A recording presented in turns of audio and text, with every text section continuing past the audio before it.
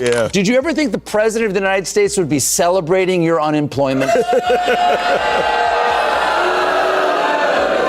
I mean, that son of a bitch, you know, is really unbelievable. Mr. Son of a bitch. I mean, Mr. Yes, yeah, no, I never imagined that we'd ever have a president like this, and I hope we don't ever have another president like this again. I mean,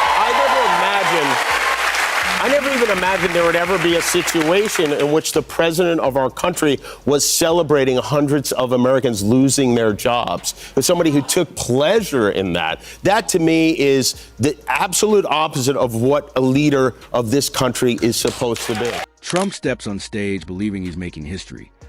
But Kimmel and Colbert expose him as a bloated rerun. They shred his contradictions, mock his grievances, and spotlight a leader who treats politics like bad reality TV. Kimmel's global lens frames Trump's tantrums as pure spectacle. A man who craves attention so desperately he'd rather be hated than ignored. Colbert's satire dissects the chaos, revealing a president who mistakes volume for victory and narcissism for strength. The dark secret they reveal. Trump isn't a mastermind.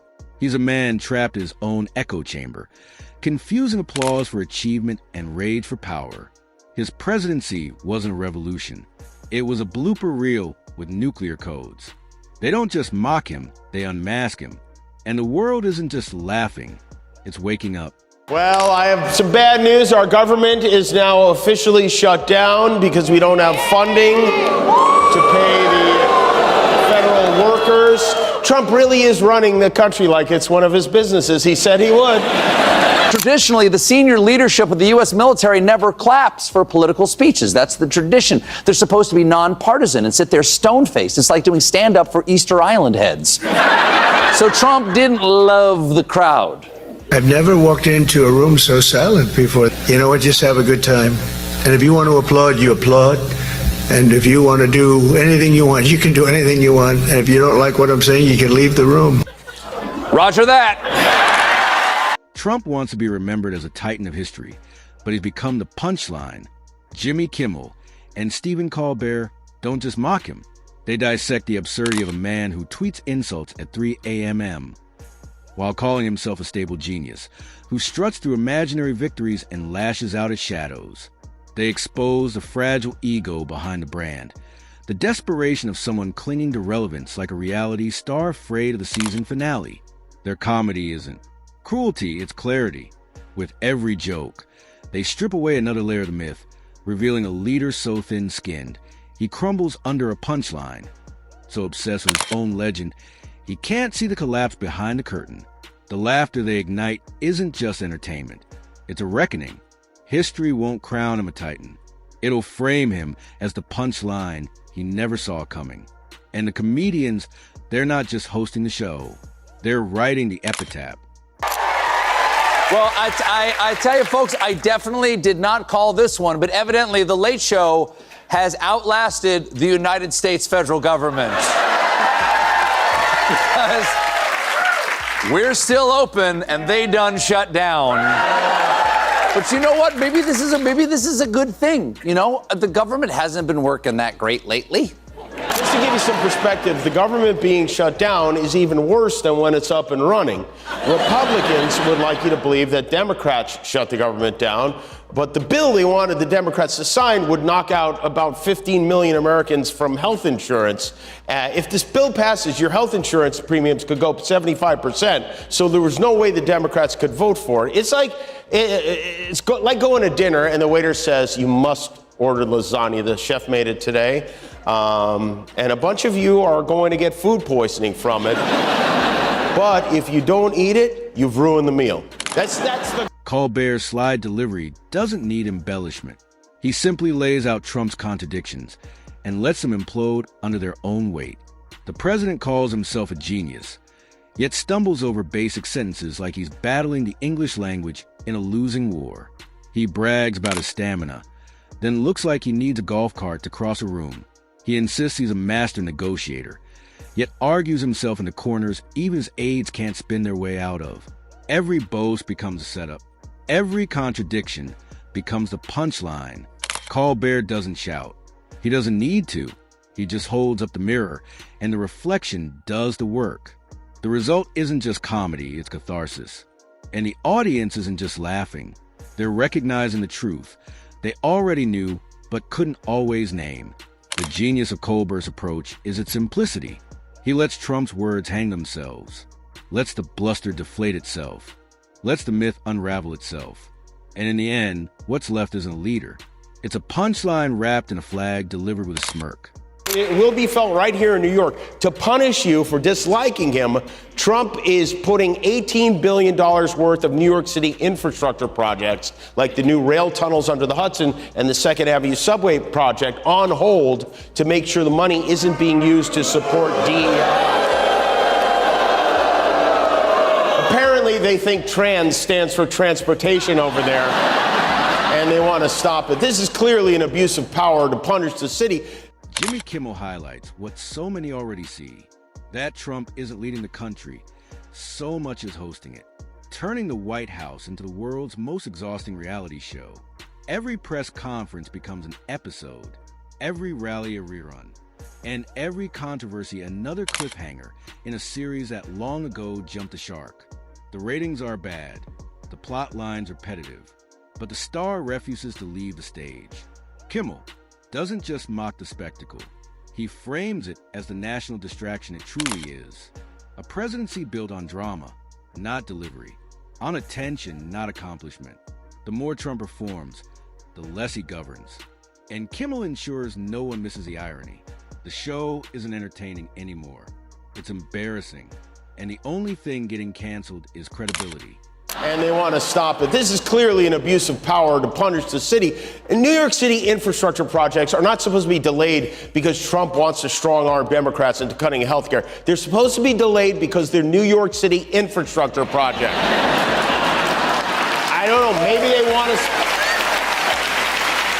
There is a theory that says they want to stop construction on the tunnels so they can bury the Epstein files in them. Meanwhile... Jimmy Kimmel roasts Trump's obsession with image. The president can't go a single day without reminding everyone how rich, smart, and successful he is. Yet, the harder he insists, the less convincing it sounds.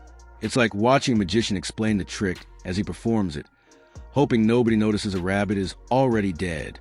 He calls it exactly what it is, a desperate need for validation dressed up as confidence.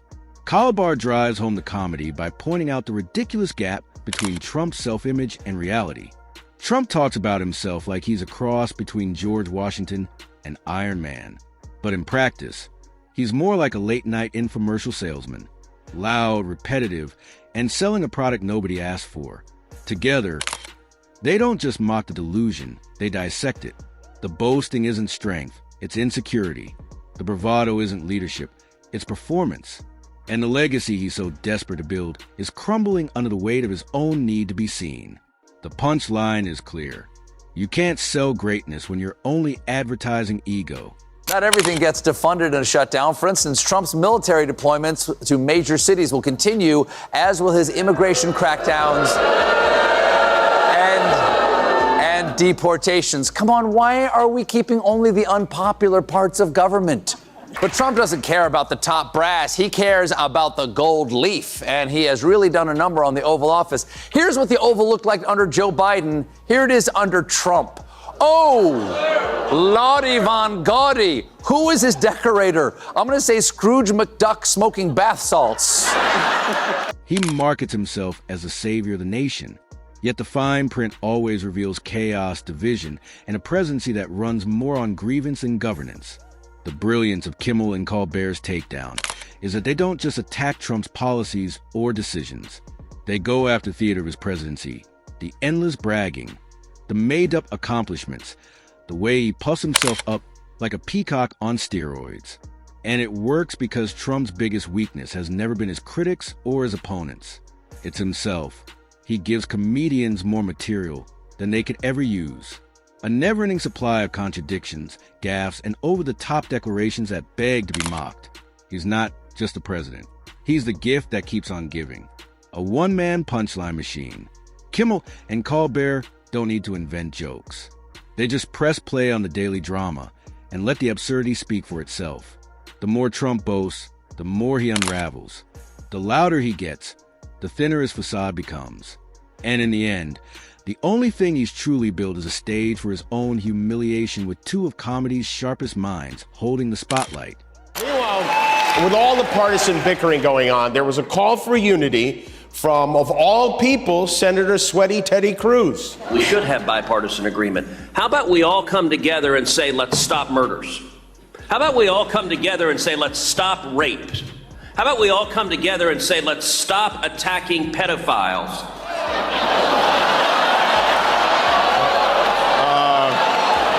I was with you on the first two. That's right, some of the president's best dead friends are pedophiles. And then Ted caught the next flight to Cancun. Jimmy and Colbert roast Trump's obsession with being the center of attention, how every event, no matter how serious, somehow circles back to him. A natural disaster becomes a story about his ratings. A foreign crisis turns into a brag about his genius. An economic problem he declares it already fixed even as it collapses in real time. It's less leadership, more open mic night. Except the audience is the American people, and the ticket price is paid in credibility. Collar lands hard on Trump's thin skin. He projects toughness, but the reality is pettiness. A man so desperate to win every exchange that he ends up looking smaller each time he opens his mouth. Core underlines the irony. The supposed alpha male reduced to whining whenever reality dares to disagree. Jimmy adds a final twist, mocking the Trump family brand.